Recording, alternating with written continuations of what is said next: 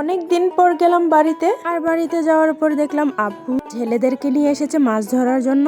আর ছোটবেলায় দেখতাম এরকম করে আমাদের পুকুরগুলোতে মাছ ধরা হতো। আজকে অনেক বছর পর দেখতে পাচ্ছি এগুলো। আর যেহেতু এখন গ্রামে থাকা হয় না, তার জন্য এগুলো আর দেখতেও পাই না। আর এখন চলে হচ্ছে জানুয়ারি মাস, জানোই তো অনেক ঠান্ডা। আর তারা কিভাবে নেমে পড়লো পানির মধ্যে আর বলছিল অনেক ঠান্ডা অনেক ঠান্ডা বলে চিৎকার করছিল। আর জাল নিয়ে টানাটানি শুরু করে দিল। আর এটা হচ্ছে আমাদের নতুন পুকুর, এটাতে অনেক মাছ আছে। আর আব্বু এটাতে একদমই মাছ ফেলেনি।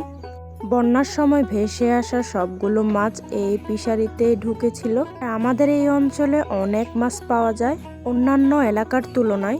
আর সবচাইতে মজার কথা হচ্ছে একটা মাছও আমরা ফেলতে হয়নি, চারদিক থেকে এসে পুকুর ভরে গেছে মাছে। আর দেখো জাল ওঠানোর পরে কতগুলো মাছ দেখতে পাচ্ছ তো। আর আব্বু জেলেদেরকে একটা মাছও দেয়নি, টাকা দিয়ে দিচ্ছে আর সবগুলো মাছই আমরা রেখে দিয়েছি।